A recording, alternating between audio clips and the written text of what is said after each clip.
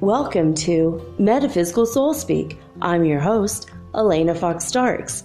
Hey guys, I hope that whenever and wherever on the globe, planet Earth, you happen to be at the moment you listen to this recording, that you are taking all this crap in stride. Oh my gosh. I mean, the ice part of the world is on fire. The rain forest part of the world is on fire. Places that aren't supposed to even burn are burning. There's mad shooters on the loose, so please avoid crowds, especially if you live in the United States. And NASA said that yet one more time, there will be a bolide, or a giant rock in space, basically, coming so close to the planet that it's going to be a little hairy, but it's not going to actually hit us. Again, well, before they said it was the size of the Empire State Building, then they said it was the size of the Lincoln Memorial, and now they're just saying it's the size of a very large building. I guess there's going to be just so many that they just can't name every building on Earth. Why not? They name the hurricanes right now: Georgia, South Carolina, and Florida. People through those three states, anyone who lives near the coast, they are evacuating. 3 freaking states being evacuated in the United States right now. Thank you. Courtesy of Hurricane Dorian. I always thought that was a man's name, but I'm not going to make fun of her because I don't want her coming my way. I hope you guys are safe. I hope you're okay. My friend in Florida, Michelle, sent a nice picture to Twitter about this. I couldn't believe it. Just on the freeway, all these people lined up getting ready to get the hell out of Dodge. And I don't blame you. You have to escape this stuff when you can. If you have the means, just get out, right? I mean, there's wars brewing. This world has gotten a little crazy. But what's happening now, according to Shri and Kira, I listened to their live seminar today, and they said that the third dimension is kind of fusing with the fourth dimension and kind of creating like a ceiling for the people that plan to stay in the third dimension. So their world is going to get a little crazier for, people that are still asleep. People keep pausing the snooze button or putting their paws on the snooze button. It's crazy. It's crazy. Ascension Symptom Scale. I forgot to ask. I'm going to ask right now. Like to be connected to my higher guidance. Am I connected to my higher guidance? Am I connected to God? Can you tell me where we are right now on the scale of the Ascension symptoms? Are we at 100? No. Okay, so we haven't anchored in yet. Are we at 99? No. Are we below 99? Are we below 95? Are we above 96? Are we above 97? Are we at 97? We're at 97, guys. 97 on the Ascension Symptom Scale, or Scale of Ascension Symptoms. If you look at the letters of that, I wanted to say sass, not ass. Anyway, all right. Well, damn, I already said that on the air, and that too.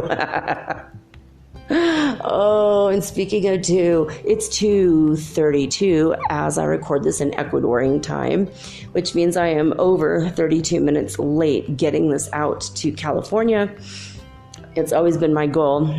When we go back to fall back time, I will be a lot more on time than the last 6 months. That's coming up. I don't know when. Isn't it coming up this week? I don't know. I have to look it up. They don't do that here in Ecuador. It's like the time is the time, leave it alone. You know, they don't cut off the top of the blanket and sew it to the bottom and say that made the blanket longer. like the U.S. government does with time. It's just the same thing. So crazy. Well, some of the crazier symptoms, speaking of the word crazy, some of the crazier symptoms that we have been having with, in respect to the Ascension symptoms, are that people have been reporting that they have itchiness in their scalp, like maybe like they feel they have bugs, or like someone is touching them but no one's in the room.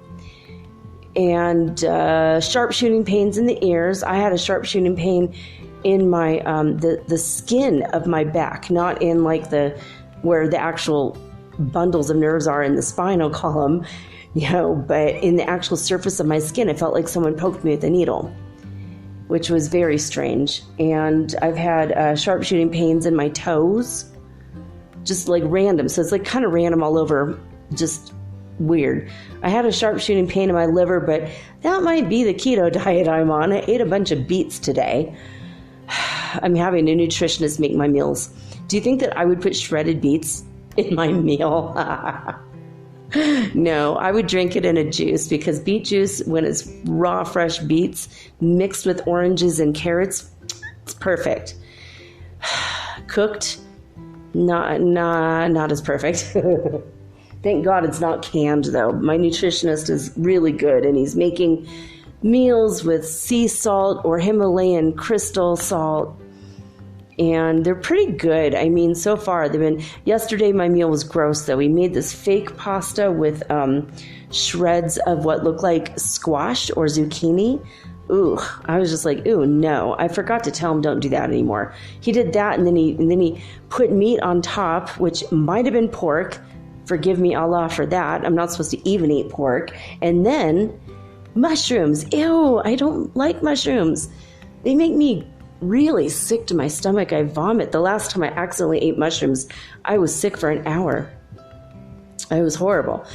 So it's like a weird allergy. I'm not allergic to the red mushrooms with the white spots. Not allergic to the blue mushrooms, but there you go. Well, we're still working out the kinks in the diet plans here, but he's coming tomorrow again, trustworthy and delivering nutritious meals for myself and my son. My son is not doing keto. He's doing the lean muscle weight gain diet. So hopefully he's lucky. He gets walnuts in his meals. And sometimes we both get sesame seeds, which is super awesome. I love that. But there's not enough fat in these, so I joined Dr. Berg's secret membership website.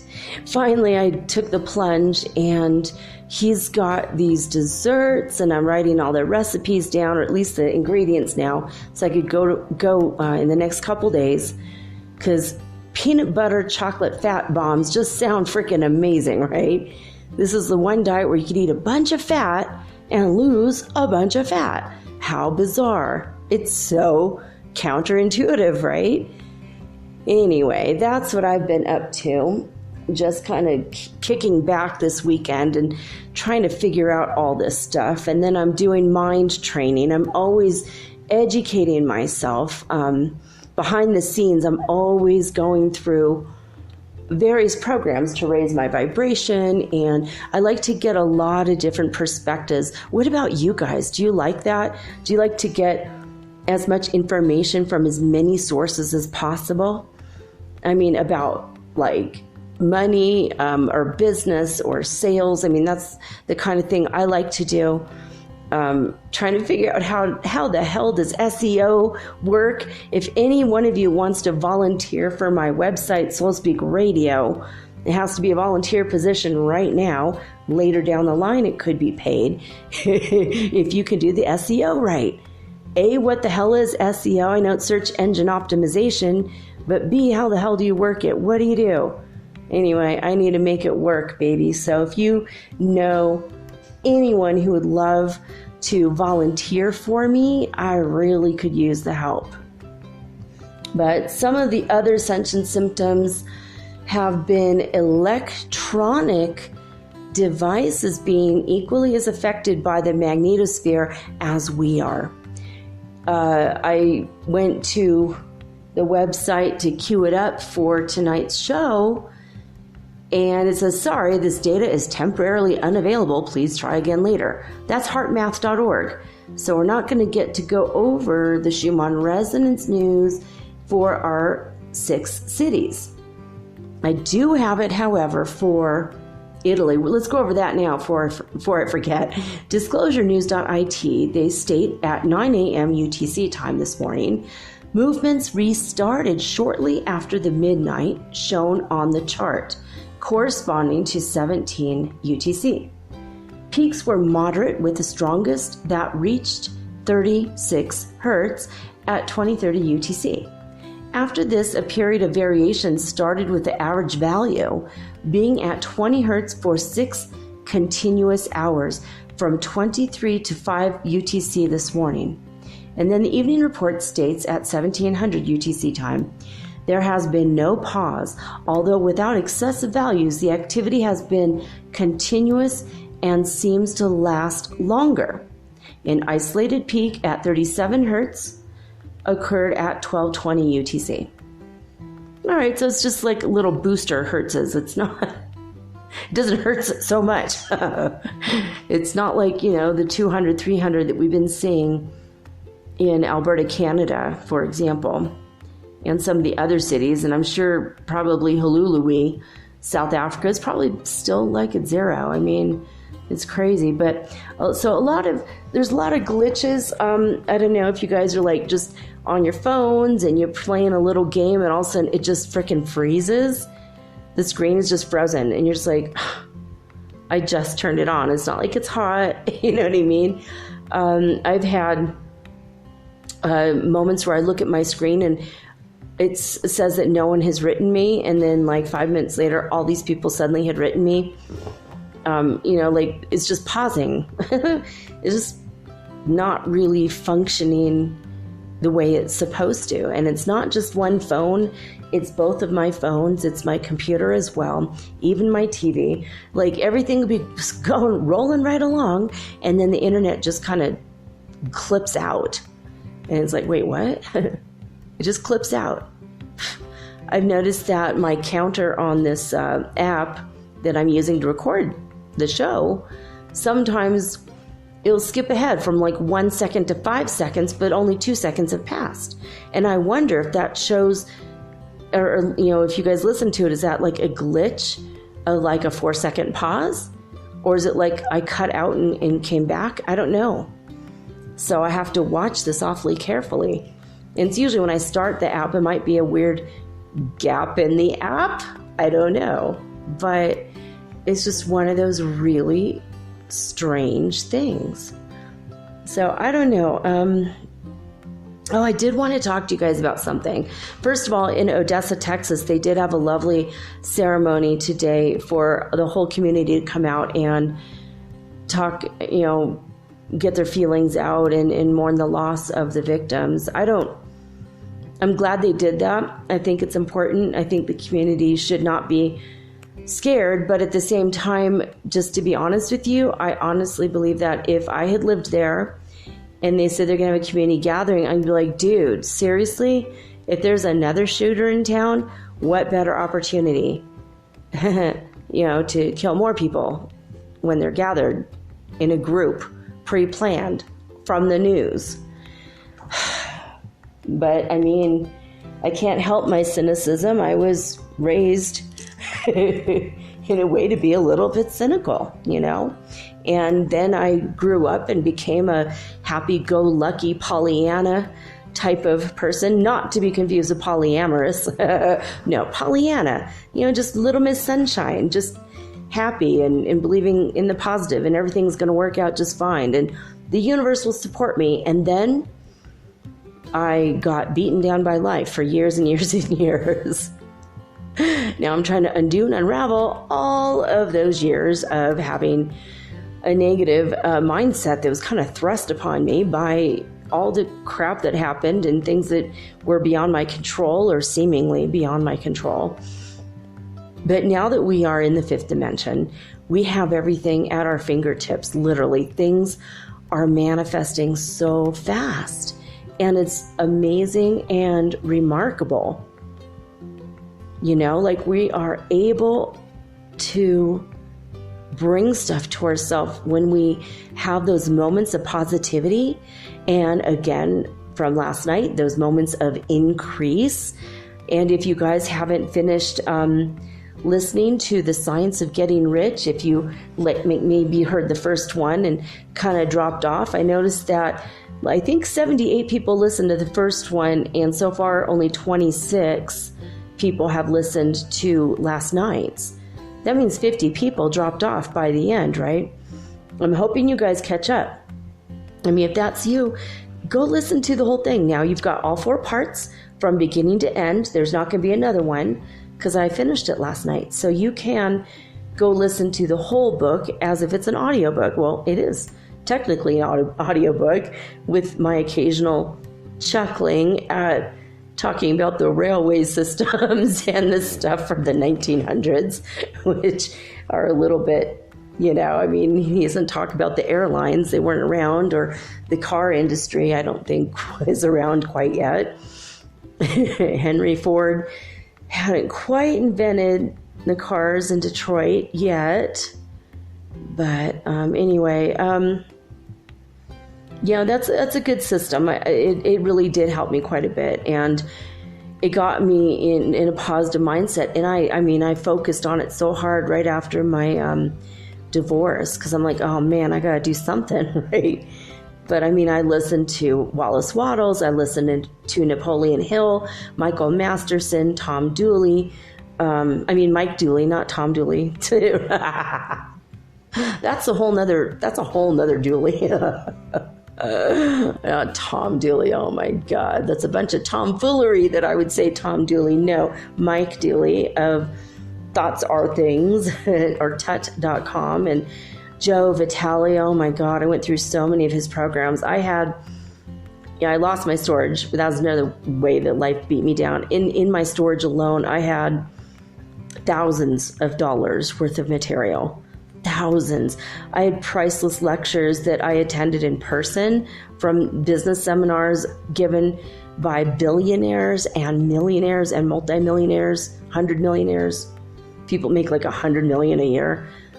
It's like, oh my God, I had invaluable information. And I had business cards from like 100 people that could have become my angel investors for my stuff down here in Ecuador. I was going to get everything together and then have everything shipped and then start calling people, and all that information's gone. I had a list of 100 people too, that people that wanted to be on my mailing list, and they all had their own mailing lists. And I mean, I spent years networking, and all that's gone. I don't have any of that information. So whatever the universe has in store now, that's okay, because you know what? I'm still trusting. And I hope that you are too, regardless of all the crap that's happened in the past 7, 8, 9 years. We all needed shaking up to realize that we are God, right? We are a spark and a piece of the divine. We aren't just little peons that the universe is kicking around for fun, like the universe is some grand bully, and we're the ants that it's stepping on. That's not at all the case. We are worthy. We are important. I just listened to Cryon today, and he even said that, or well, the group Cryon said that through Lee Carroll in the more recently released Cryon. And the Arcturian Council through Daniel Scranton said that we're having a lot of our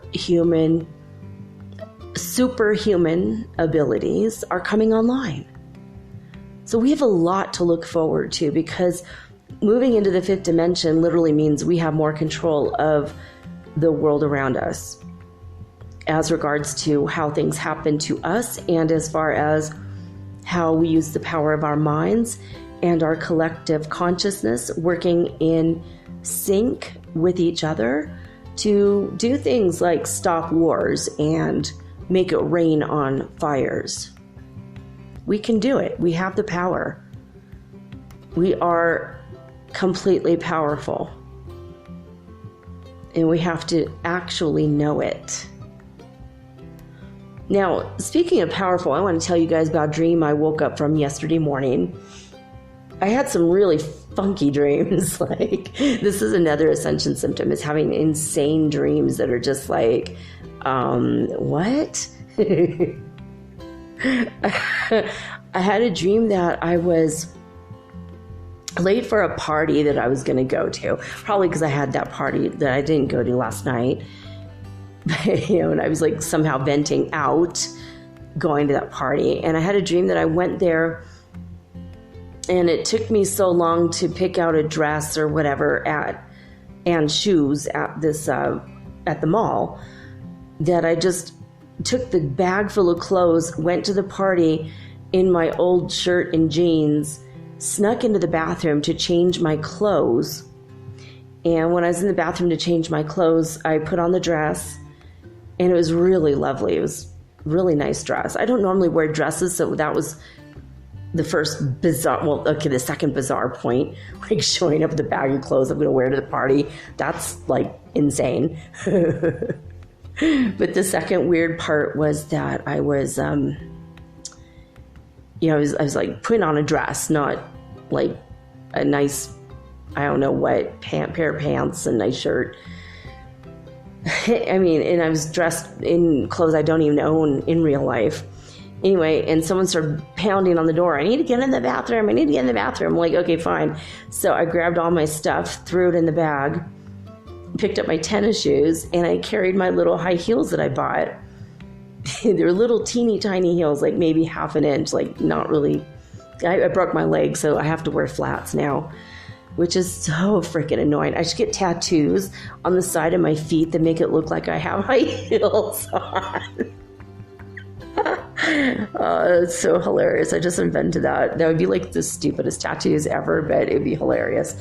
Anyway, I was like, I went out and I found a seat on the couch, and I was like having to go between like the cigarette, like where people had like let their cigarette ash on the couch, and someone had spilled beer or wine on the couch, and I had to like sit in between these things vicariously in my brand new dress. And I had these cute little flat shoes, and I laid them out, and there were 3 shoes.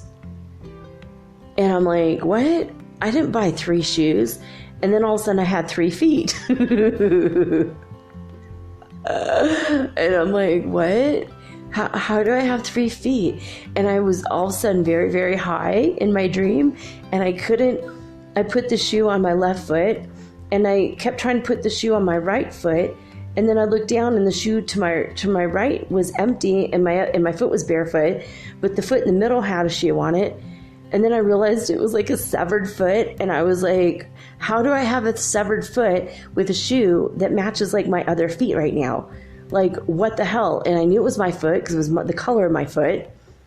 And it was like severed at where I had broken my leg, at my ankle. And I was like, well, what the hell? But then I had a brand new leg, my normal leg, that apparently wasn't broken anymore.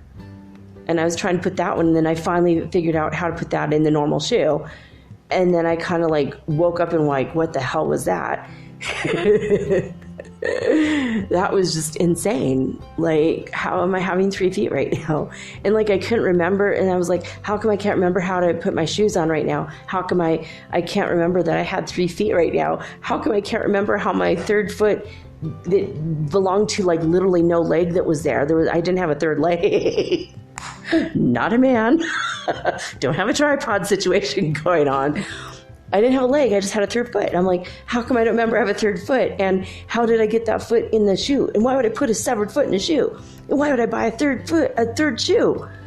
Like, and then I thought, am I going crazy? Do I have Alzheimer's? Is this an ascension symptom?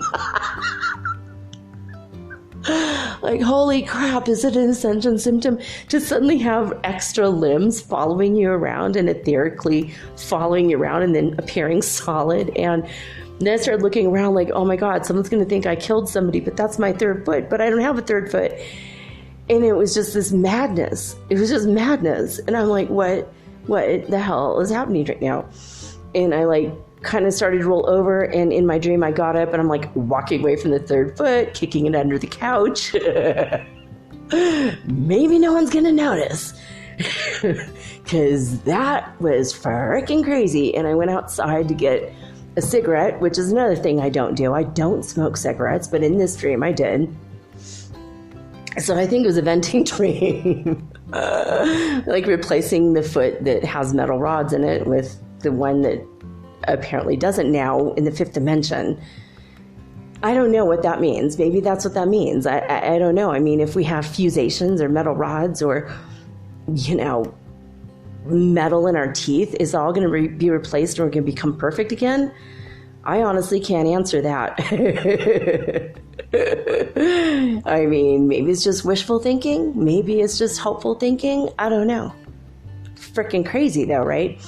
So then I got up and I was like, that's it. Splash water on my face, go to the bathroom, brush my teeth, put more water on my face, go, okay, you know what? I'm going to attempt this sleeping thing one more time, because that was like 7 a.m. and I'm like, this is ridiculous. I have to actually sleep. So I rolled over onto my other side. I figured if that dream was in that part of my head, we're going to roll over to the other side and have the blood go to the opposite side of my head and see what kind of dreams that conjures up.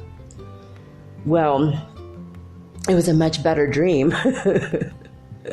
I was in my office, which I don't have an office, but I think I was in my house that I owned. That part was freaking amazing.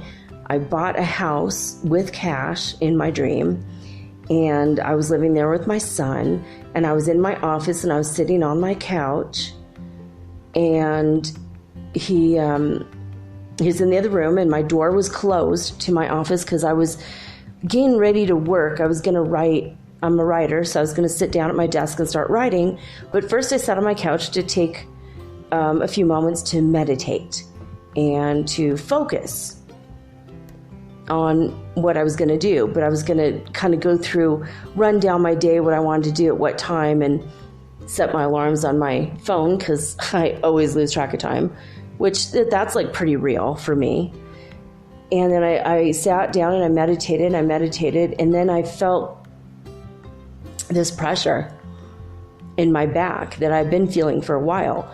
And I mean, like in real life, I'm feeling this pressure in my upper back, which, forward head posture, everybody has this shit right now because we're always on our phones and we have really crappy posture. The technological age has really damaged our spines. So I was meditating and I was like uncomfortable, and they kept moving my upper back around, just trying to, maybe I'm getting the bones go back in place or something. And then I kind of squeezed my back bones together. You know what I mean? When you push your shoulders back. And all of a sudden I heard like a crackling and a popping sound. And I was like, oh, well, that's good. Maybe my bones went back into place. And then I felt this pressure being relieved. And then I felt my wings being unfurled. And I looked and I saw nothing.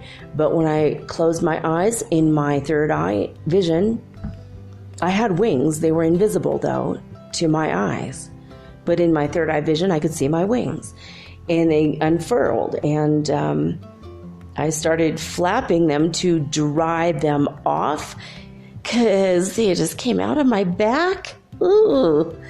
But it seems so normal and natural, like when a butterfly first releases itself from the chrysalis. So I unfurled my wings, and I'm like, I'm going to test these babies out. That's freaking cool. I got my wings back, baby. I am an angel, right? I'm going back to my divine template of being an angel with my wings. This is awesome. So I started flapping them. And then I started lifting up off the couch, and I'm like, well, this is kind of fun. They actually work. Hells yeah. I felt like a baby giraffe who just got born stumbling around or something. Well, whatever. Baby butterfly. I don't know. Anyway, I floated up to the ceiling, and then I realized I don't know how the hell to get down. And as I said that, it says, "Be right back. I am worthy. Needs to reboot momentarily." That's what it says on my TV right now. I am worthy is what I decided to name my,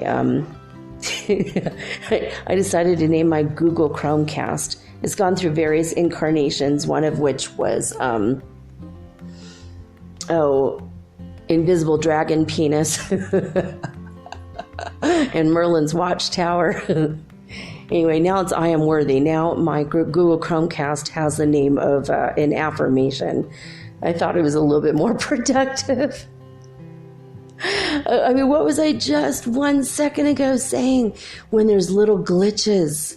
There's little glitches and things like shut off real quick and then turn back on real quick, like your phone or your computer or your Google Chromecast. It's like so crazy. It just happened right now. I wish I could show it to you guys. Like, what's happening? Anyway, so in my dream, I started screaming for my son, like, "Hey, Virgil, this is so cool. Come in here, Virgil." And he was like, what, are you okay? And I'm like, I'm okay, but he's like, "Can I open the door?" I'm like, "Yeah, open the door. Come in and look at me." And he opened the door and he looked around. I was like, "Well, where the hell are you? Are you hiding behind the couch?" He thought I was going to jump out at him. I'm like, "No, I'm up here." And he looks up and he's like, "Mom, how the hell did you get up on the ceiling?" I'm like, "Well, apparently I have wings now." He's like, "No, you don't. I'm looking right at you." I'm like, "They're invisible?" I have invisible wings. And he's like, "Well, you're going to have to like lean forward like a bird would and put your wings out, spread them out and try to glide your way down to the ground." And I started to do that. And all I managed to do was go from side to side. So I was flying around my office in my dream. And then I looked at him and I started to panic. I was like, "Holy crap, I can't leave the house." And he's like, "Why not? This is freaking cool. You can fly anywhere." I'm like, "Yeah, but if I can't go down, if I can't land, I'm going to fly into the upper atmosphere and I'm going to freeze to death." And that was my thought. That was what woke me up. Oh my God, oh crap, I don't know. If I want wings, I have to learn how to use them, and I don't know what to do. And I was just freaking out, totally freaking out. But I had a sense, though, that my spine was connected to my chakras, which it is, etherically, and that it was connected to my 8th and 9th, 10th, 11th, 12th chakra. And I feel like somehow there's something that can move along the lines of the matrix, and that's how we're going to be able to move with our Merkabas or wings or whatever or what have you. So that was my crazy dream. I woke up from that going, oh my God, if there's one dream you never want to wake up from, it's the one in which you have wings and now your only problem is learning how to use them. Then you wake up and, damn it, I don't have wings anymore. Shh. It's so irritating, right? Have you guys ever had dreams? You had like piles of money. I've had dreams that I had a closet full of money, and it was like so much money that it got annoying, and I had to complain to my kids, "Do you guys have any more room in your closet? Because I have too much money in mine." And they're like, "No, Mom, our closets are full of money too." That was maybe a little bit worse dream to wake up from because, why was I even complaining, right? Time to go buy another house, kids. The closet's full of money again. Excellent dream, man. But anyway, Daniel Scranton is saying that we are going to start being able to teleport. Yeah. With our minds, moving ourselves from one place to another with the power of our minds. And he said a few other things, like I think he said something about just knowing the future or something, like just knowing it and knowing our part in it. And then he had like 2 or 3, I have to listen to it again, but the teleporting thing was the one that got me the most. I was all, hell yeah. I think one might have been instantaneous healing. which I love that too, obviously. That one's coming online. But all of these superhuman powers and abilities that we've heard of spiritual masters having, we're all going to get. I mean, it's not like they have it and we will never get it, and that's what makes them better than us. No, we are all built from the same divine blueprint. Blueprint, that was hard to say. We're all built from the same blueprint. We are formulated and patterned and blueprinted, literally the template of man, which includes women too, sorry. And by the way, I want to apologize for a couple days ago I was talking about men and women, and I again forgot to say that I wasn't trying to be cisgendered heteronormative with my language and my words. So if you are a transgender person, I wanted to apologize, because I always think in terms of people with people. You know, you are a human, and you should be with the human that you love, regardless. Oh, and speaking of loving, my God, you guys, this movie I watched today on Netflix called Loving, about a man named Richard Loving and his wife, Mildred, although they called her Bean, was her nickname. She was a black lady mixed with Cherokee blood, and he was a white man. And they got married. They were living in Virginia, and they got married in Washington, D.C., where it was legal for them to marry. And they moved back to Virginia, where they were promptly arrested in the middle of the night for marriage.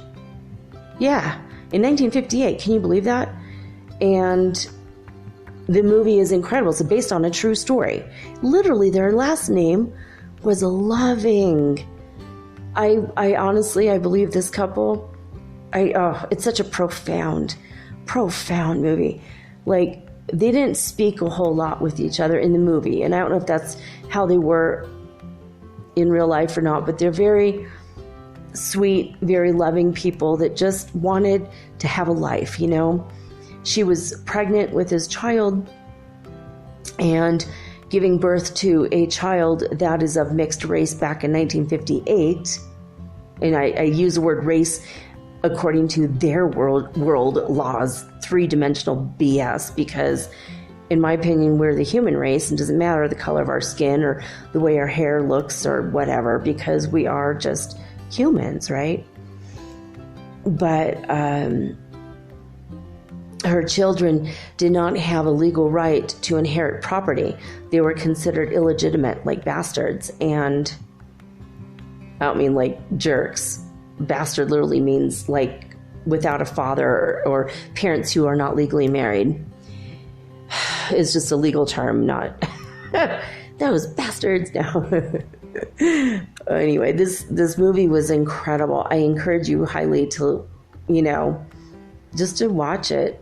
But then what really bothered me after at the end, when it was all over, the movie itself doesn't bother me at all. It was a beautiful, lovely, beautifully shot, really well directed, and the actors they spoke more with their eyes and their physical gestures than with their mouths. It was a very quiet, slow, but it wasn't slow paced or fast paced. It was actually perfectly paced, but there was a lot of spaces in their togetherness. To coin a phrase from Khalil Gibran's The Prophet, there were spaces in their togetherness, and you could see like the looks that they gave each other. It was like profoundly loving, and that's the name of the show, Loving. So anyway, I highly recommend it. No actors that I recognized were in it, which I kind of appreciate sometimes from time to time when they pull in new actors or actors that have not really gotten their due yet because they're brand new on the scene. Made me happy, honestly. It was really good. My son watched parts of it with me, and afterwards he was like, "Oh man, Mom, that movie was that was profound." Well, yeah. But what really bothered me is just 1 year ago, gay people, gay, lesbian, transgender people finally got the right to marry each other federally. I mean, it said in the Constitution, marriage is an inherent right. That's what they took their marriage to the Supreme Court and tested the Constitution against the state laws, and the whole United States had to change in 1958, saying that people from different backgrounds, they say races, but it says basically they made the laws prohibiting marriages based on race are considered to be unconstitutional. So, but it bothers me that they didn't add the word gender in there until last year? It's like, God, that's 70 damn years. Again. But I don't know, slowly but surely the world is changing. Slowly but surely the worm is turning, as my Portuguese friend Steven says all the time. When he comes into windfall of money, he would call me, the worm has turned. When I met him, he was super fat and he was diagnosed with diabetes, and this guy couldn't keep his shirt down or his pants up, so he had this big layer around him where his belly was sticking out and his butt was sticking out. And I teased him about being a plumber a couple times, and we're always teasing each other. We used to go, he had a booth and I had a booth in home and garden fairs. We kept running into each other when you do the home and garden fair circuit over throughout California and Oregon and Washington. And that's what I did for a while for a living. And we kept running into each other, and he was just always teasing me, and I was teasing him, hey, you're a plumber, and he'd be like, be quiet, We were kind of mean to each other, but it was our way. But he discovered a book online that had a diet to cure his diabetes. And 6 months later, he was super thin, and I ran into him. I'm like, what? Look at you, man. You did it. He's like, I did it. The worm has turned. And he was saying that for everything. The worm has turned. And he and I would get on the internet together, he in his town of Modesto, and I'd be in Paradise. And he was also friends with my husband. And he'd be like, okay, check out this website. I found castles for sale. Check out this website. I found islands for sale. And for a while, I'd found an island off the coast of Ecuador. I don't even know if it's still available. For $1 million, it had pirate treasure buried somewhere on the island. And I'm like, oh, I want to go get that island. I want to get that treasure. But the stories about it were that people that went to the island were caught in the traps that the pirates had set. And so there's skeletons all over the island from people who tried to get the treasure. I mean, what a story that is, right? I'm all, ooh. And now I live in Ecuador, so I start thinking about Steve and the worm has turned, and all of his fantasies of, hey, if we just bought an island, we could lead tours down there. And we were in a travel company together. We ended up joining a Travel World Ventures together, and we were, so we were working together in two different capacities. So it was pretty cool. He became, for a time, he was one of my best friends. It was pretty cool. Anyway, I'm going to read to you guys Lesson 84 in A Course in Miracles, acim.org. And here are the ideas for today's review. From Lesson 67, love created me like itself. Love created me like itself. Like itself. Love created me like itself. I am in the likeness of my Creator. I cannot suffer.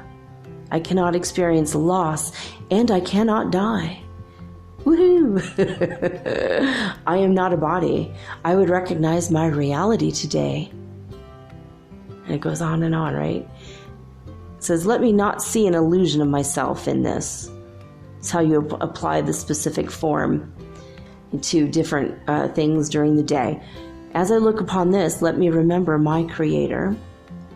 My Creator did not create this as I see it.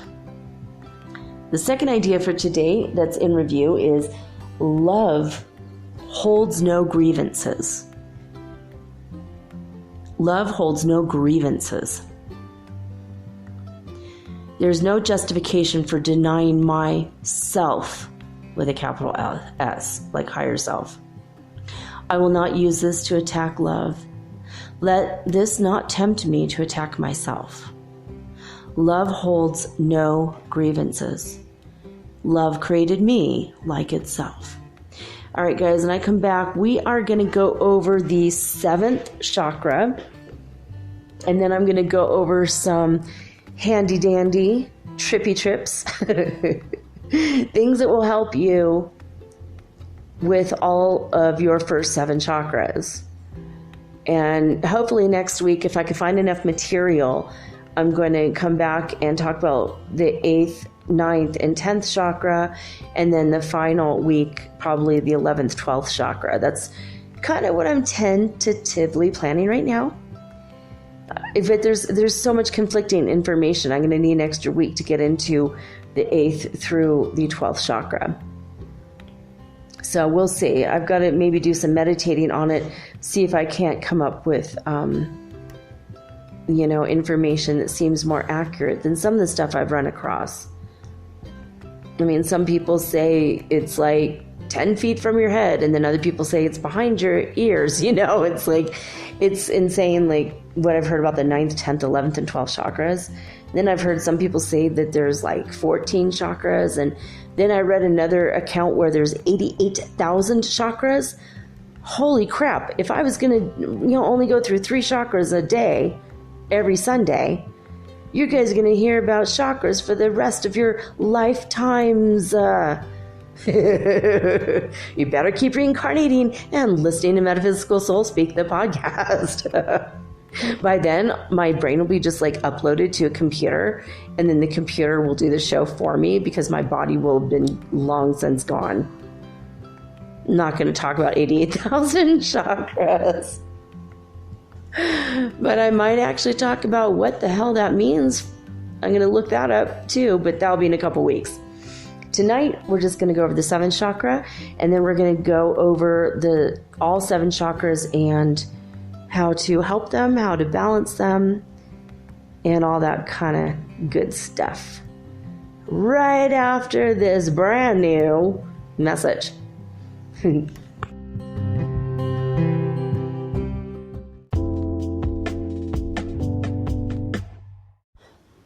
If you're listening to this, you obviously like podcasts, and you probably like music too. Long walks on the beach, romantic dancing under the stars, and oh wait, we're not doing that right now.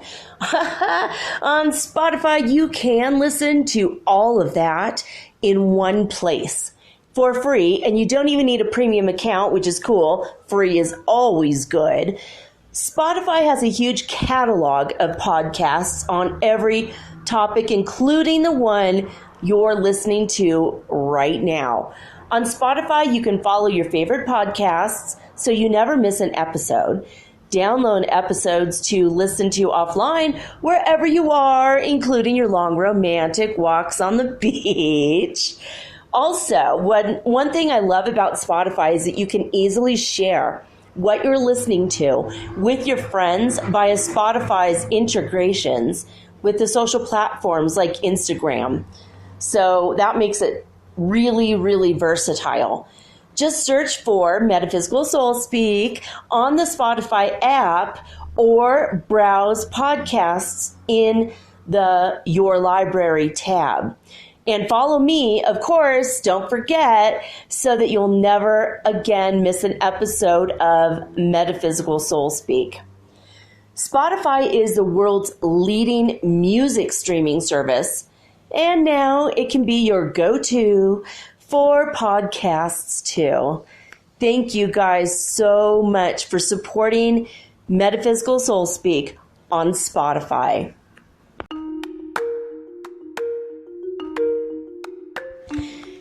Do you ever wish you could look into the next chapter in your book of life and see what's coming next? What does the universe have in store for you? I can help you with that.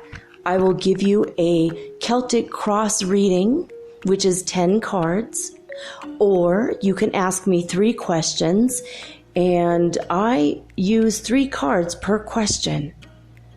So that's 9 cards, or I can channel your higher guidance, or maybe God directly for you. Maybe you want to talk to your dear departed Aunt Edna, because maybe you have a few questions and she was the smartest person you knew.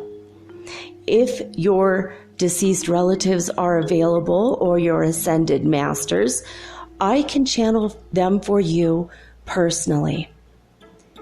Let me have 1 hour to show you the future in your next chapter of your book of life. Readings are $75, and it takes me an hour to an hour and a half to complete. And for this price, you will also be hooked up to the healing grid around the planet for free, which means yours truly, me, I will be giving you Reiki 24 hours a day, 7 days a week for the rest of your life. All you have to do is let me know. metaphysicalsoulspeak@gmail.com, and we will explore your future together.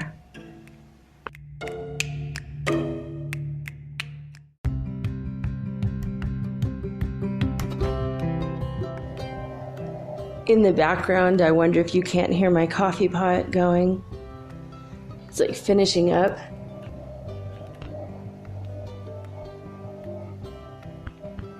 It sounds like a rumbling of an earthquake or an old man snoring next door. It's kind of a fun ASMR. It's not coffee, it's actually water, but I didn't want to break the illusion, but then I didn't want to lie to you guys, and on and on. Anyway, we're going to go over, part 3 of the Chakras, all about Chakras series, and we talked about the first 6 already, last one being the third eye.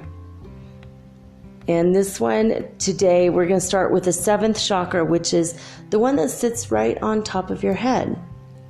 So we're going to consult, as we do, a couple different websites, because it's possible that they have conflicting information. In fact, I know they do, because I took a sneak peek. And you guys are not going to believe it, but maybe you will. This is why it's hard for this kind of stuff to, it's like there's so much information that's conflictual or erroneous. Sometimes it's erroneous. What I'm going to tell you is it's true, but some of it might not be 100%. Well, you'll see it. I mean, it's not exact. Okay. According to miss.com, the website of Carolyn Miss, MYSS, it says that the 7th chakra is located just above the crown of the head. Well, the crown is, if you were a king or a queen, you would know. I'm just kidding. I'm teasing. Royal humor. I'm a royal heyoka. We're all on a royal road, though. According to Paramahansa Yogananda, Raja Yoga is the royal road, meaning you are on a very special royal road to finding your oneness with God on your path to self-realization. And your crown chakra is actually related to that. Far be it for me to steer off the path, but yet to veer back onto the correct path. When your tangent becomes a sweet tangerine. All right. So the 7th chakra is located on the crown, where you would put a crown if you were a king or a queen, right? Resting on top of your head. It's located just above that, even though it does kind of touch the top of your head, in my personal experience. It says it corresponds to the pituitary gland. According to Miss.com, it says it's called the Sahasrara. Sahasrara. Ooh, that's a cool word. Wonder what happens if you say it 3 times fast. Sahasrara, Sahasrara, Sahasrara. Okay, like I half expected some kind of light vein to like pop into my existence. Is there anyone here? Okay, yeah, no one's here. Whew. Okay. The Sahasrara chakra is the Sanskrit word for 1,000, and it's referring to the 1,000-petaled lotus of enlightenment. And what that means is that there are 1,000 roads to God, if there are one. But they all lead you back to the one. And so there's 1,000 roads, and they all eventually spark your 1,000-petaled lotus of enlightenment. When you meditate and meditate and meditate and meditate and meditate, in like a year or 2 or 10 later, maybe for some of you 10 minutes, I don't know. We're all at different parts. When you meditate, by the way, it builds up a specific energy, right? Obviously. But do you know that if you stop meditating for 5 years and then you get back to it, you go back right to where you were, where you left off? You're not starting from the beginning anymore? Pretty interesting stuff, right? It's really good to know that. It's encouraging, right? So, I mean, for me, I was meditating every day for quite a while, and then my kids were born, and that was the end of that. I haven't been able to get back to it in that capacity like ever again. I will eventually. I could possibly do it now. I would have to start getting up at 6 a.m. to meditate, and then at midnight meditating. I'd have to do the show earlier. But you have to meditate at those times because it's when the monkey mind of all the people around you is quieted down because they're sleeping. Yeah, that might be another subconscious reason why I'm doing my show so late at night usually. Everybody's asleep. I don't want to wake people up. I hope to God they can't hear me.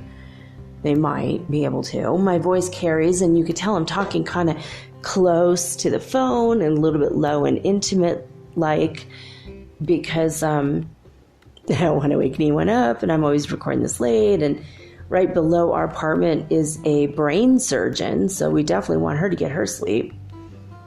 And anyway, I've moved my show into the living room. I'm making this in my living room. Why, there's a considerable echo, and you can also hear my coffee pot. But also a lot less traffic, I'm thinking. So, it's a little bit better. Oh, and I get to watch my Google Chromecast, and right now it's a lovely sunset picture of the Bay Bridge that goes from San Francisco to Berkeley. And I'm like, oh, so many times I've been on this bridge. So many times.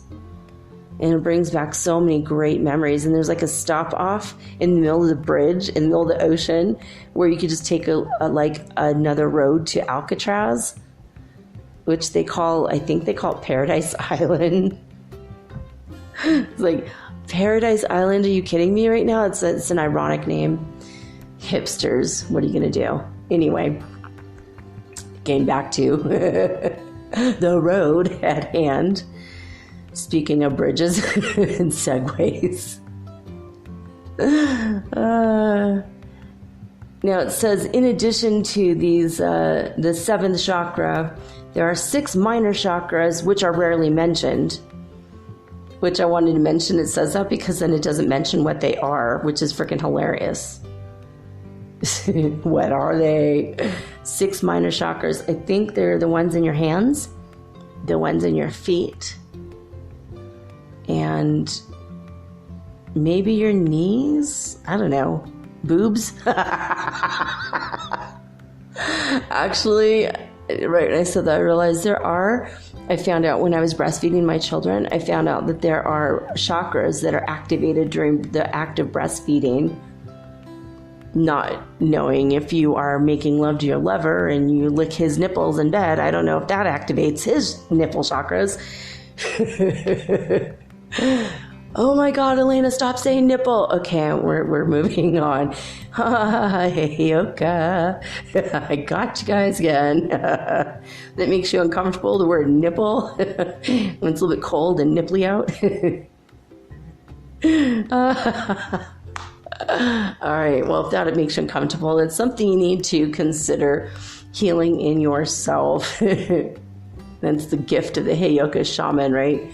Okay, so according to Soul Awakening, again, that's spelled SOL awakening.com, as I've mentioned the past couple weeks on Sundays when I do the All About Chakras series, it says, this one says the seventh chakra is the crown located at the top of the head. So the other one says it's like slightly above the top of the head. This one says it's the top of the head. I agree. It's right above the third eye. And it's a crown that like sits on an eye. That would be a weird image. That'd be a freaky tattoo. Okay. Getting back to the 1,000-petaled lotus over here. And this is literally your connection to your source, God, the universe, whatever you want to call it. Allah, Jah, Yahweh, Jehovah, Yehovah, whatever. Okay. Dios. All right. Du. En français. Du. Okay. No, maybe that's two. Maybe it's de. I don't know. I can't pronounce it. It's Deux. Okay. So this is your connection to the source, especially where it meets your physical body. But I mean, everything is connected to source, but this is like a more pure, higher connection, higher in your body, higher energy, higher vibration.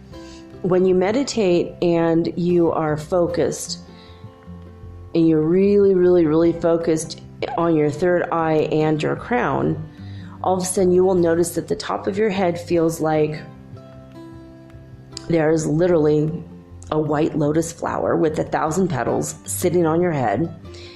And the first thing that you notice when you start to awaken it in meditation is that it turns the inside of your head bright, bright, bright, bright, bright white light, maybe like a white golden light. And it feels like the sun decided to shine inside of your head today. And then you're walking on sunshine. Yeah, you're walking on sunshine. Yeah, and don't it feel good? Yeah, hey, it does. Feels so good. It's freaking amazing, right? And so you're in your seventh chakra, above your third eye, and all of a sudden, it's almost like the eye of your third eye can see the bright light. The bright white light, and that's when your chakras start to work together. You do this. Oh, the image on my TV just came up, and it's pink and white, and it looks like 1,000-petaled flower. Oh, I love synchronicities. And then it says, I am worthy right next to this pink flower. Oh, so sweet.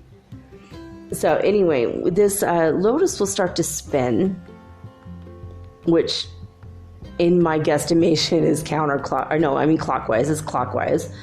And it feels like it spins around your head, not rotating as a disc. Like your heart doesn't seem like it's rotating flat. It's like rotating up and down clockwise. But this one seems to me, at least in my experience, that it's rotating to the right, clockwise, just like a clock. And so the first thing you notice is it turns white inside your head, and then you notice the crown on top of your head, and it feels like somebody placed a crown on your head.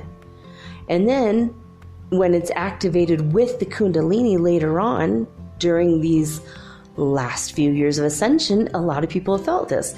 It feels like a big hand comes out of the sky and grabs the top of your head. And that's your crown chakra. I told my kids, it feels like the four fingers of Mickey Mouse has got me by the head and it's lifting me up.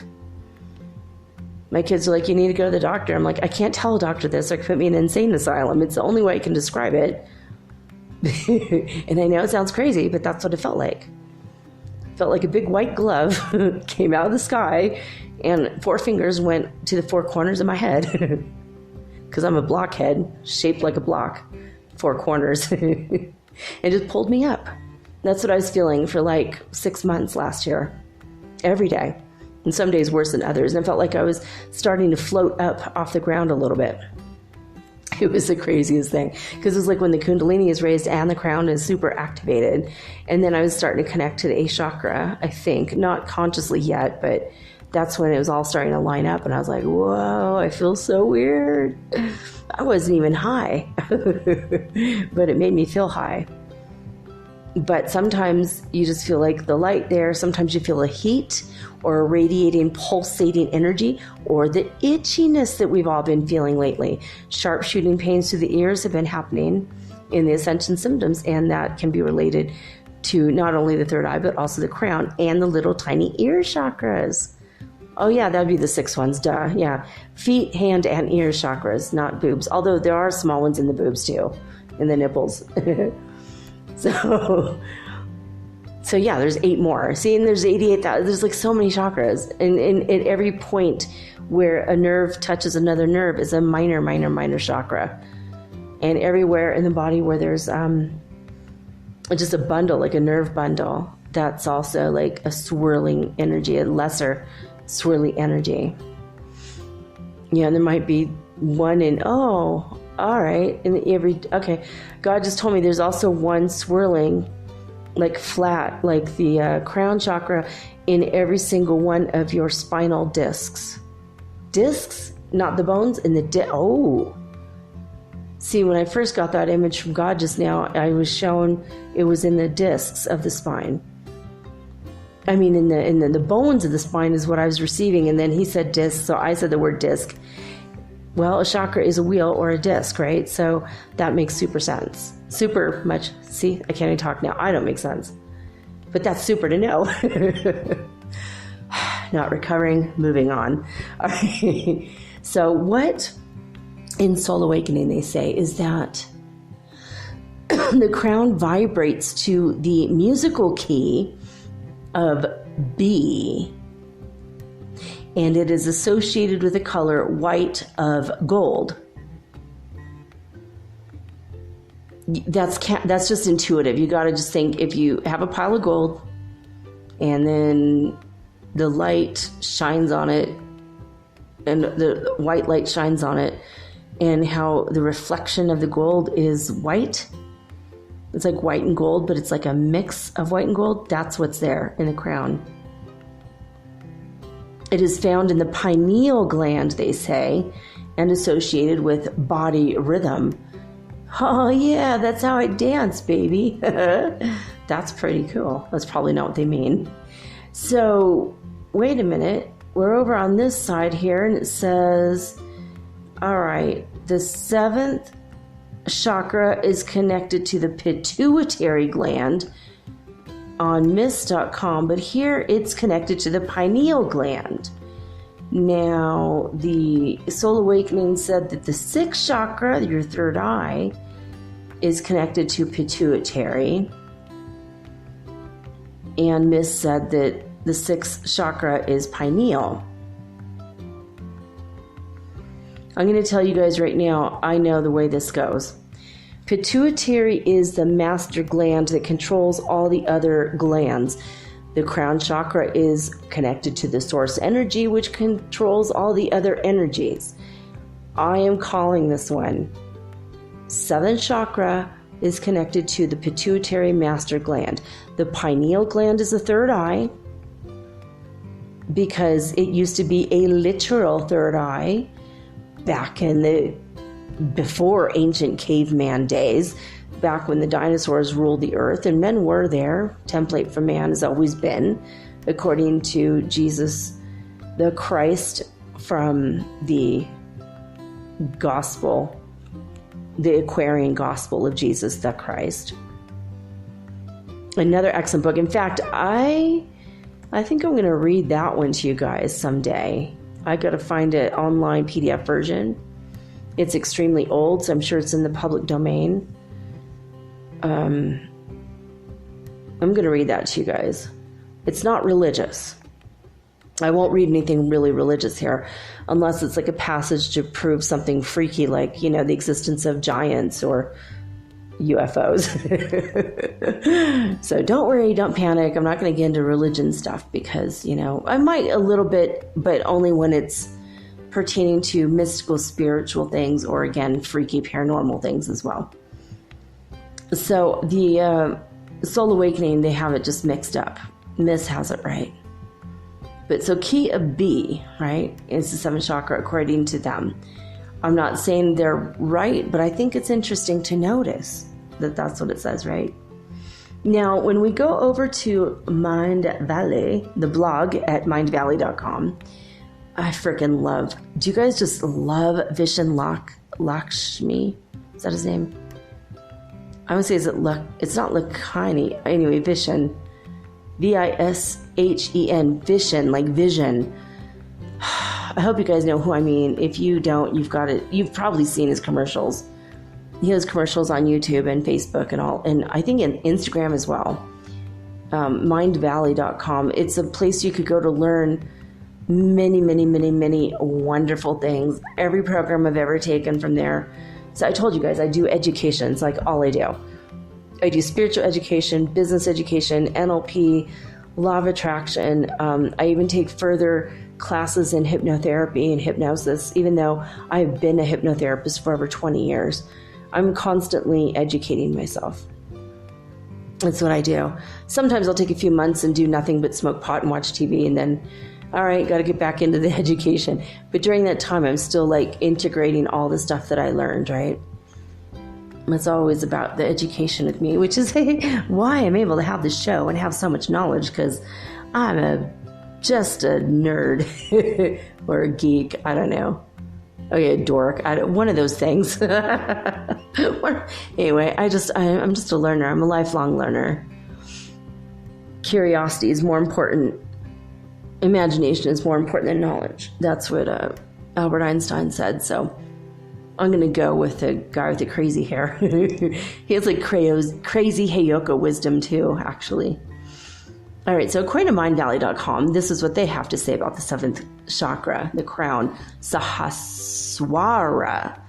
They say Sahaswara, not Sahasrara.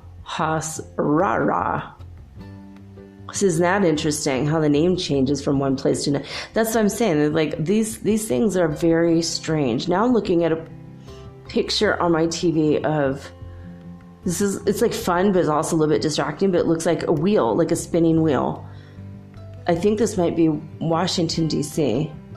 from above Google Maps. Oh no, oh my God, it's Paris, France. Woo, go look at an aerial view of Paris just directly above. I don't think that's the Eiffel Tower, but it might be. There's 1, 2, 3, 4, 5, 6, 7, 8, 9, 10, 11, 12. Whoa, you guys, above Paris, France, there's a circle and then a concentric circle and then a third concentric circle. And there are 12 spokes coming out like a wheel from the center of Paris, France.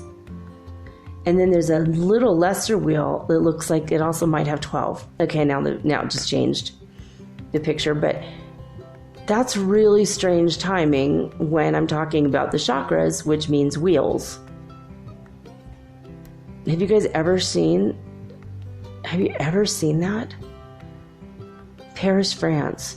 See, when the Masons built a lot of these places and secret societies and Illuminatis built a lot of these cities, they did it with metaphysical and supernatural energies and ley lines in mind. So strange, but I don't think I've ever seen that picture of Paris. Like a wheel. Oh, wow. And again, ooh, I love the timing. Synchronicity rules. Just ask Carl Jung. All right. So Mind Valley, they say it's Sahaswara, which translates to 1,000 petaled. So see, at least it's the same. in that respect, and says that this chakra is pure. Ow, I just hit my hand. Conscious aware of that. Consciousness aware of that. Okay, this chakra is pure consciousness energy. Pure consciousness. So when you meditate and you focus on that, eventually it's going to open. And when it opens, your awareness of everything just flows like in a way it never did before. And now that we're in the fifth dimension and we're ascending more and more, if you focus on this now, and then you open your eyes after like a long meditation and you go take a walk outside, if you're not already meditating outside, you're going to notice that you're starting to see the auras of plants. You're seeing the little prana energies surrounding each individual leaf on every tree, every bush, even every blade of grass. Animals will like perk their heads up to look at you. People from across the street will notice you, even if you're not even moving. Even if you're wearing drab, dull colors that fit in and kind of blend into the trees. After you activate your crown, people start really noticing you. And they're either drawn to you or they're terrified of you because their energy doesn't match you.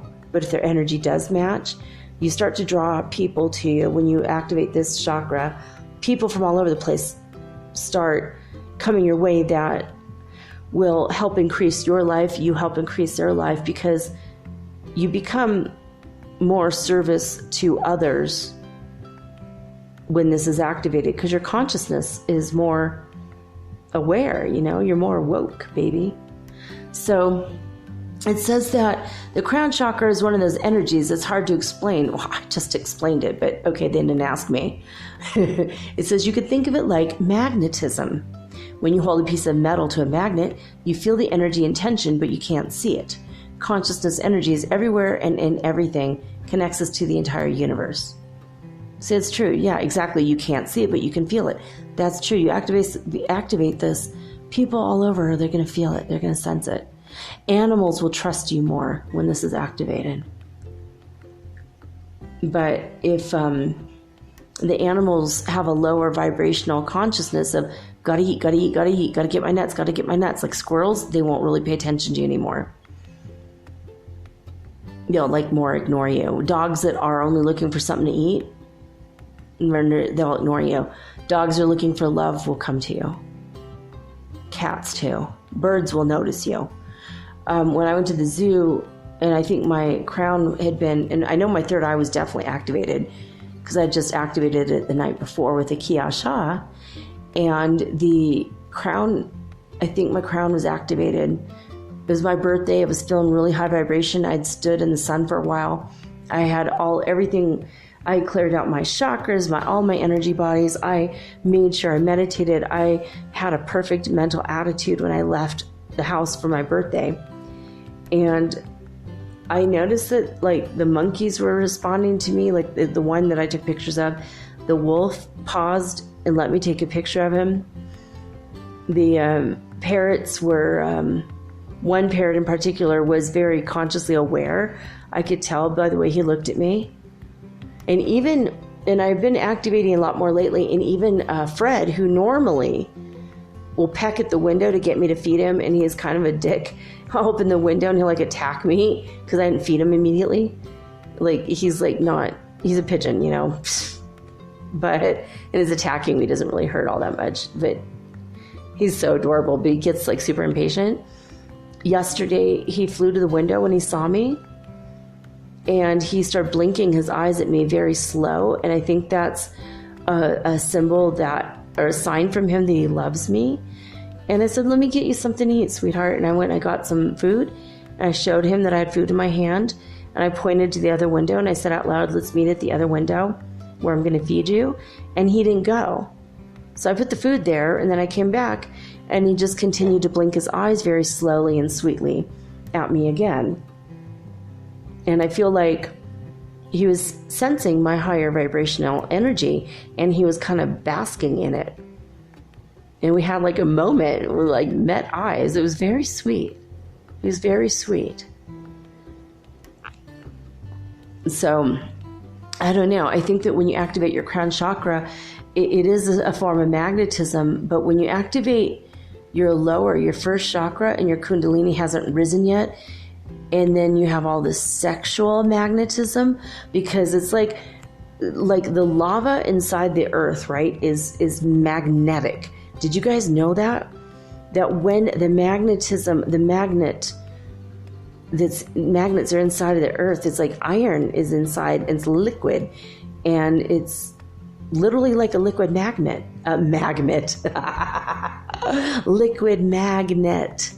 The magma is a liquid magnet, and as it's flowing, that's why the North Pole is moving.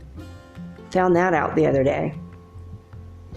It affects all of the magnetism of the whole earth, right? So wherever that magnetic energy is flowing, that's where our attention is going. And in the little case of the planet, that is where the airplanes are flying, according to the magnetic pole. So they had to change all the lines at the Alberta airport. Where all the crazy magnetosphere activity of the Schumann Resonance is happening.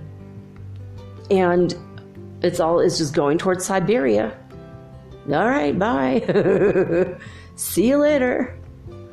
Sayonara to our magnetic North Pole.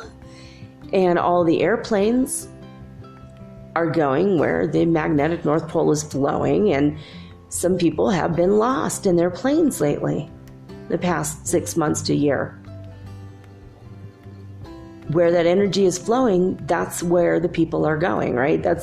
So when you have your kundalini isn't raised yet, and it's still in your lower 1 or 2 chakras, your first and second chakra, and then but you still have a lot of charisma. That's because you have a lot of spiritual energy that's built up, but it's stuck in your first and second chakra. That's when people walk into a room and you're like, ooh, damn, ooh, he's so sexy, right? Ooh, she's so hot. And even if he or she is not all that, and you can't even see them, you just feel their energy. And you're like, ooh, is it hot in here? Is it just him? You know what I mean? Is it just me? Is it you? Is it me? Is it you? That's because that's a magnetic energy flow. That's what's in your kundalini. And now when your kundalini goes up, up, up, up, up, and pierces through all of your chakras, and it reaches your crown, that is where it is at its most powerful. And that's the goal. Then you become a spiritual magnet versus a sexual magnet. So like before you raised it, you walk in, people go, ooh, hot damn. Ooh, I feel his energy. Ooh, she's so fine. And even if she's not, she has that energy that is. It's the energy. When all heads turn to look at you, they're not turning to look at you because you look good. You might look good, but that when their heads first turn, it's because they feel the kundalini energy, which is explained away as charisma. But when it gets up to your third eye, you could explain it as chiasma or Christagali, because the optic chiasma, which connects your two physical eyes together, it's like a crisscross in your brain. It's really close to the Christagali, which is a Christ cradle, which I believe is where your pineal gland sits. And then the sella turcica, Turkish saddle, is where the master gland sits, and it's like literally called the Turkish saddle. That's what the bones inside your head are called. Christ cradle. That's where Christ consciousness comes from, right? I gotta see which one sits on which. Though I get that confused. But so the crown chakra, it's like the continuation of your charisma, but in a higher vibrational state of awareness. And it raises your awareness, and you're not feeling sexual anymore. And by the way, when your kundalini is starting to be very active, but it's still stuck in your first and second chakra, you're like so freaking sexual. You're just all, oh yeah. And you want to relieve the energy. And that's when you get the people who are very sexually promiscuous, very active sexually, or if they're in a marriage, they just can't get enough of their loved one, or in a committed relation or whatever, So when you're very sexual, you're very frustrated or horny all the time. That's because that sexual energy, that's spiritual energy, right? But it's at the level of the sexuality. But when it raises up, and it's at the crown head chakra, you start thinking, well, maybe it's okay if I'm celibate for a while. Maybe if I keep that energy in my crown and I don't let my energy go back down to the first chakra, maybe if I keep it up, I'm going to have more knowledge of the universe, and you got to make a decision. And it's okay. You can have sex once in a while and then you go back to it. That's fine. Whether it's with someone or like alone, it doesn't matter.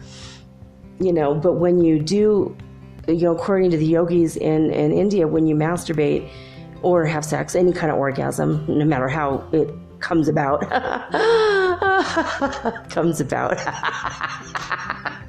get it? Anyway, however this happens, it releases and dissipates at the sexual organ level, the first and second chakra level.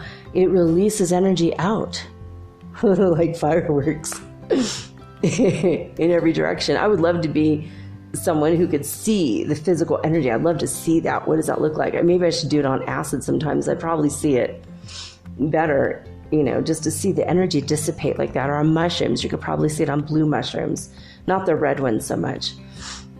They're a mental trip inside your head versus the blue ones that are a mental trip outside. It's kind of an inside-outside head thing. Anyway, much like sex. Oh my God. Enough of the sexual puns. Let's get back up to the crown. Get back up to the crown chakra. All right. So the crown chakra. Okay. Now it says our own personal consciousness is located in the seventh chakra, but it's really more like the seed of a universal energy than something personal or individual. Well, I don't know if I agree with that when it says in the Mind Valley, to be honest. I think, and more that I talk about the crown, my crown's getting activated. Now I've got to take off my sweater because, oh my God. Now here it's in, and now I know it was just spiritual energy because now I feel too cold. It's so weird. Have you guys noticed that? And this vinyl couch I'm on is crazy. All right, microfiber-ish couch. So, have you guys noticed that when you have gotten these hot flashes, if you were actually hot, that you would feel relieved if you take your sweater off? But now when you take it off, you just feel super cold suddenly because it was just an energy. It's not a heat. Or like energy is heat, but I don't know how to explain it. It's like you're hot in the prana aura around, like your aura or your prana energy close to the body versus being hot from within the body. That's what I think this ascension energy. I gotta think on this one a little bit more, but I'm getting that kind of a feeling. Oh, it's weird that our discs are actual many chakras in our spine, isn't it? Which means they go all the way up our neck. There's subtle energy bodies connected. Cool, to the matrix, God just said. Nice. I gotta focus on this a little bit and take some notes, and then I'll come back to you guys on that. All right. So it says here that it's more like the universal energy more than something personal or individual, but you need your personality to get there. You got to put your personality into the right way, and you have to develop your individualness in the right way. But I think your crown chakra isn't just universal and that's it. Because how the hell would you even relate to it? You spend all this time building up your personal energy, and then all of a sudden, I'm the universe. That's not how it happens. I think that your seat of consciousness is where you are the observer of yourself. That's what the Crown Chakra. I'm glad I saved this 7th chakra for today and not the others. We'll go over the other chakras and the other information later. This is important. This is an important one to get, because your Crown Chakra is the goal, basically. It's like you're building up all the energies in the subtle bodies and the layers of all the other chakras. You're trying to keep them clean, keep them cleared out, keep all the, the energies flowing correctly, the wheels turning at the right rate. Every wheel has to turn connectedly. When I first met my husband, my heart chakra had been stuck, and so had his. And when we hugged, we activated each other's heart chakra. Felt like an old rusty wheel from the bottom of the ocean had been retrieved and was starting to turn. That's what it felt like, and it was freaking painful as hell. And I think before that, I was kind of a jerk to people. I was always nice or sweet, but I wasn't. I was just nice because I was supposed to be. I was taught to be polite. And after I met him, I was nice to people because I genuinely cared. And it still took me a few more years to even get to the point where I actually love everybody on the planet. Even the so-called bad ones. I love everybody. It doesn't mean I invite them over. So I'm an introvert, but I do love everybody. Like I'll watch out my window and just wish love upon everybody. Ask God to bless everybody I see. And including the parrots and the trees across the street, or the dogs, or the neighbors. No matter who I see running around outside, I ask God, hey, bless all these people here. And then I practice actively loving them, sending love out to them. And then to my city, my country, my country I live in now, and then my old country, and all the countries in the world, and the planets, and everyone on the planet, and then all the other planets. So it's a good practice to have, but in an impersonal way, like impersonally loving everybody, not like getting up in everybody's business and the details of their life, but rather because you exist and you're me and I'm you and we're all one. I love you. And when you connect that I love you energy of your high heart chakra to the highest part of your heart chakra to your crown chakra, then it becomes like a universal consciousness love. The I am impersonal, but God love. And you start to see and understand and realize things in a way that you didn't before. So when your crown chakra is balanced, when it's balanced, it feels like this, according to themindvalley.com. It says, achieving a balanced crown chakra is the goal of every spiritual warrior. It's not easy to do. No, it isn't. It takes a while because you've got to get through all of your other crap first. Your identity, your ego, your sexuality, your, the idea of who you are and how you want to be in the world, and not personally attacking yourself and not accepting personal attacks on your person and not attacking other people. It's like the lower chakras, and then you have to learn how to love. And then you have to learn how to love unconditionally. And then you have to start learning all the different kinds of love. Even though love is love, there's different ways in which you love people, right? You go up to your lover and you kiss him or her on the mouth passionately. Well, you wouldn't do that to your grandmother. Oh, frick, I hope you don't do that to your grandmother. or like a random baby on the street, right? That's like hilariously, horribly inappropriate to even say that, but it's kind of the example. Like in brotherly love, like, it's a different kind of love. Even though love is love, it's a different kind of love. Loving your brother, loving your neighbor. It's a little bit more impersonal to love your neighbor than your brother or your best friends. It's a different energy, isn't it? So your heart chakra, you open it up and you have to start learning how to love everybody in different ways. Even though it's love, it's not appropriate in most cases to love everybody the same.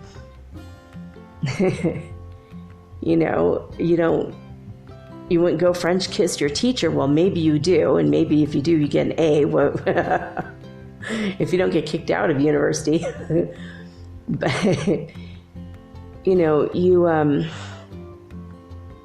start to understand all the different inner and outer workings of love. Oh, not another sex joke. Okay, moving on again. So let's see. It says, let's see. It says you think of it, when you achieve balance in your crown chakra, they're calling this the Buddhist concept of achieving nirvana. I don't think that having that chakra balanced is nirvana. But once the chakra is balanced, you can achieve nirvana or satori in Hindu. Not to be confused with Satoshi, who created Bitcoin. Although he's probably in nirvana for sure. It's all the sushi money or Bitcoin can buy. But we have, once you start activating the crown chakra, and when you're in meditation, there is something that starts to happen, like when the kundalini is raised as well. There's more things that happen, like you get these startly effects. How it's one way. Okay, first of all, there's waves that come up, and they kind of, sometimes it feels like waves, like rushing through your body, and sometimes it's like a reverberating sound wave, like a and it goes up through your body, and sometimes you hear like a bloop bloop bloop bloop bloop bloop bloop, and it's bubbles. Sometimes the nirvana energy, satori energy, comes up like bubbles, like your champagne inside your body. You're like, ooh, I feel so fuzzy, so fizzy. It's so delightful. It's, imagine the energy of like what it would feel like to take a bath in champagne. Well, like that's still bubbly. Before it gets cold and or like icky and sticky, or warm and sticky, yuck. Yuck, yuck, yuck. It sounds so gross. I'm a Virgo. I can't handle that idea. But imagine now that inside of your body is like bubbles bubbling up. And every time it bubbles up, you get more energy of God and more intense, powerful, like insights to the inner workings of the matrix and the universe and yourself and your life and your body and other people. And you start looking at people and you understand them. Oh, I see what makes you tick because this, and this went wrong. Well, okay, I'm going to send you love and healing energy now because maybe it will start to go right. You start having more love and more compassion for each other from an impersonal level because you start intellectually seeing where their stuff went wrong. And sometimes you start to intellectually see what they picked. They picked that because there's a reason they needed that to happen, to achieve whatever goal they came here to achieve in the first place, because, we are all powerful spiritual beings, and everything that we create for ourselves, whether it's a conundrum or a problem or an issue or whatever, that's something we want to work through or work out. It's for our highest good, and our highest good, after everything is achieved, we reside in our crown chakra, and we could see the bigger picture at that point. And when you have your crown chakra activated, you do see the bigger picture. You see how the universe works, how love works, how life works, how people work. You start understanding things in a different way. And that leads to enlightenment. And when you're meditating, you have this energy of nirvana and satori and this I don't know if you've ever been around a little baby when they're starting to integrate, their soul is integrating more into their body, and they start getting these little startle reflexes, but where their whole body's like, ooh, and they get really stiff and then they start laughing really hard. I don't know if you guys have been accepting this energy and feeling this in your body lately, but I've been feeling it a lot. I get these blissful, joyful, like, yeah, Sartori energies coming through my body all the time now lately. A couple, 2, 3, 4 times a day I feel this, where I just start laughing and it feels like there's bubbly champagne inside me. And I just like, my whole body like stiffens up for a couple seconds and I feel this rush of white, powerful, white gold energy through my whole body now. If you haven't achieved that yet, you will. It's on its way. There's no way it can't. We're all going in one direction. We're all increasing. Your energy is increasing and raising up, up, up, up, up as we go up and ascend into the fifth dimension. I almost said seventh dimension. Some of us are ascending into the seventh dimension, and it's easier once you hit the fifth dimension because the third is the dense one that keeps you down, like a damn anchor. Okay, so it says, once you achieve nirvana, you're not really human anymore. You've conquered suffering and death. Well, that sounds more like a philosophy rather than a chakra.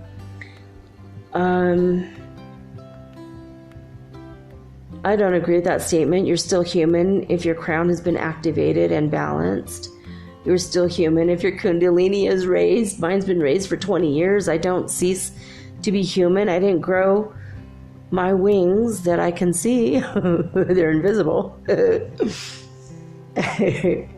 You know, I don't think that this person that wrote this understands it completely.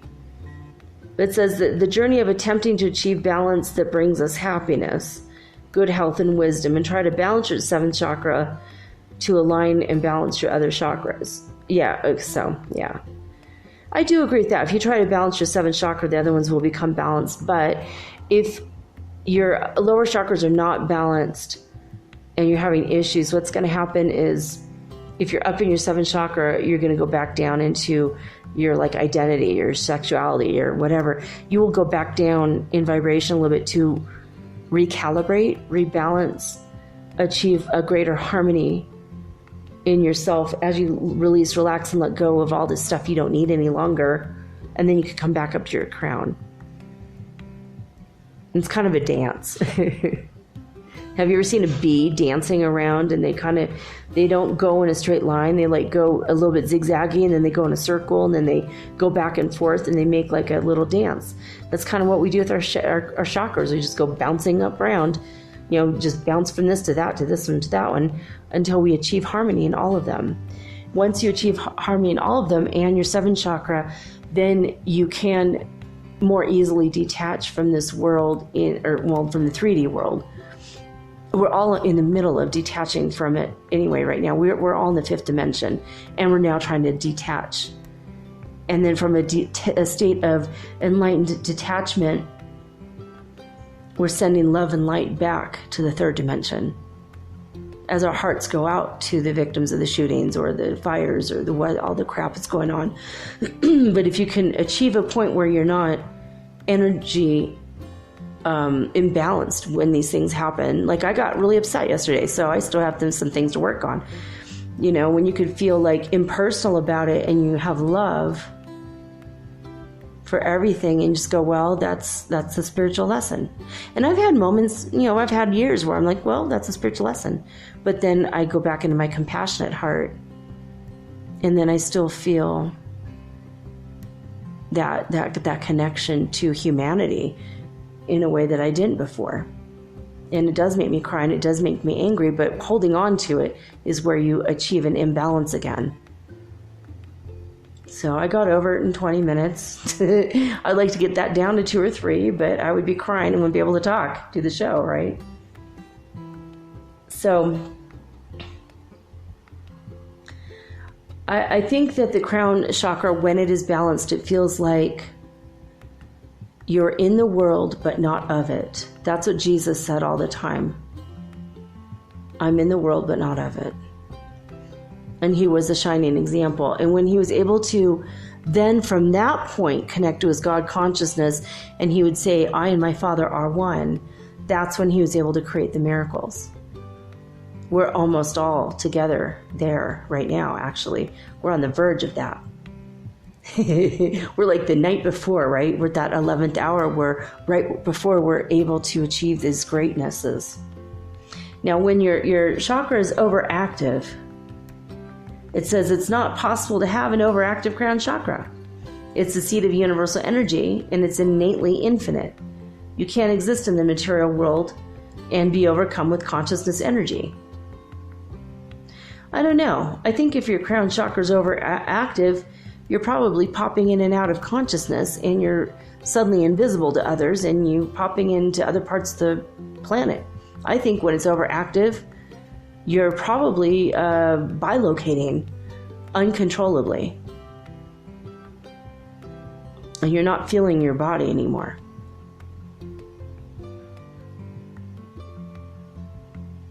It says, how to balance your chakra, your 7th chakra, since no one has an overactive one, there's no need to consider how to calm it. I don't know. I think that when your crown chakra is active, it's when you cause fires in your room while you're asleep. My oldest kid did that. He woke up and his chair's on fire. He's like, oh my God. Thank God it was like a metal chair, so there's only so much they could burn. And he had a glass of water and threw on it. I think that you can too have an overactive 7th chakra. I think this person just didn't know because they're not there yet. It says when the chakra is underactive, it says an underactive 7th chakra means you're human. Well, having the 7th chakra in general means you're human.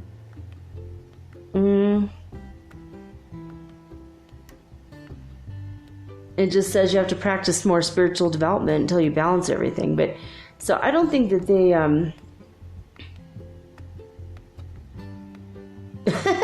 the person who wrote this article anyway, I don't think that they knew a lot about the 7th chakra, that it was like the mystery. And it is a mystery. It's a mystery to all of us until we get to it. And it's still a mystery to me. And I've been working with my 7th chakra probably 25 years.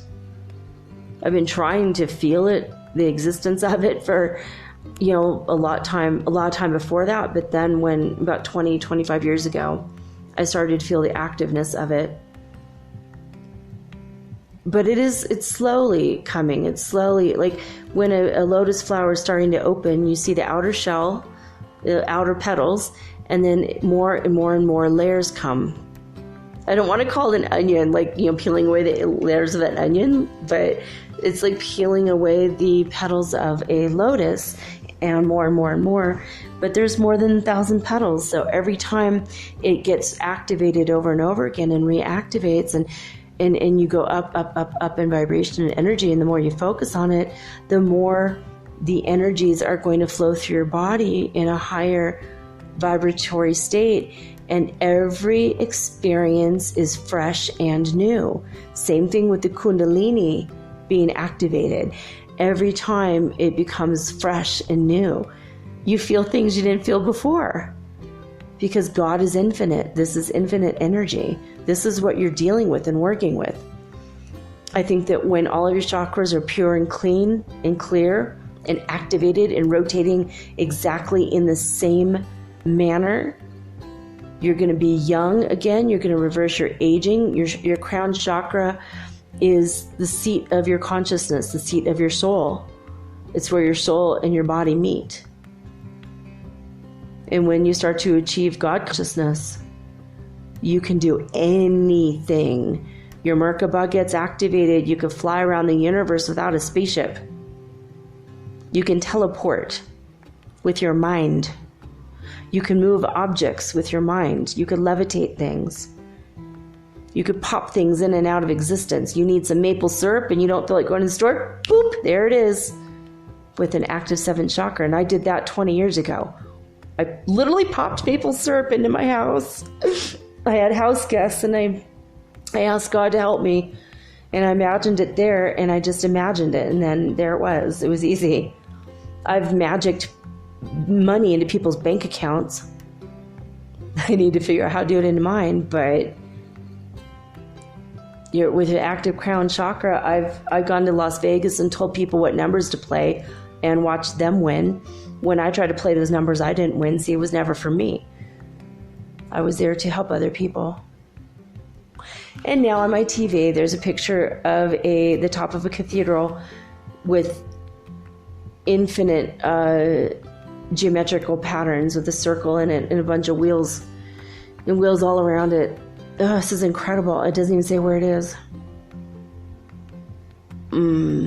Wow, it's like a big mandala effect. It looks like the Crown Chakra. So there you go, you guys. This has been a very synchronous day. Very synchronous, even though I've had a lot of foggy, flaky energy. I'm still focused, but also hours of like, what?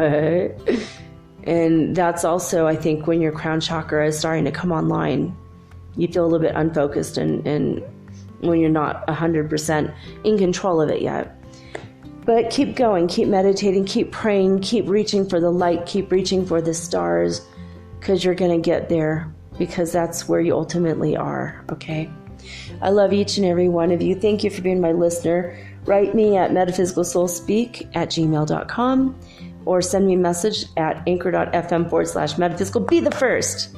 Be the first to send me a message that I will play on the air. If you have a positive message that's life-affirming for the collective, you want to send it to us, I'd love to hear your voice. I'm sure other people would too. Anyway, I love each and every one of you. I'm running out of time, so I got to go. That's all I got to say about that. So, I'm signing off, guys, with peace and joy and the high vibes of the holy fifth dimension. Until next time, peace.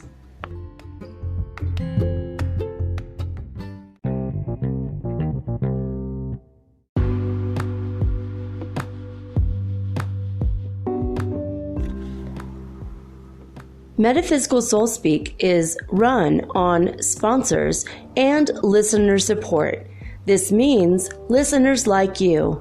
If you are so inclined to support my efforts and my little podcast, please visit me at anchor.fm/metaphysical and pledge an amount of your choosing today. Thank you.